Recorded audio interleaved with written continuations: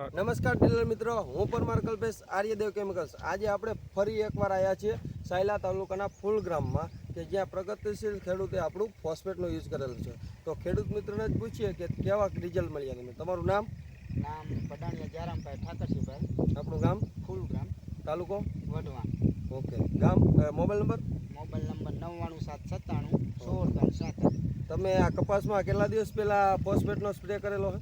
લગભગ 6-7 દિવસ થયા. 6-7 દિવસ થયા. તમે બીજા કપાસમાં બીજી કોઈ અન્ય પ્રોડક્ટ વાપરેલી છે? બીજામાં મોનોકોટો ને એસિપેટ વાપર્યું. હા, અને આમાં ફોસ્ફેટ વાપરેલું. હા.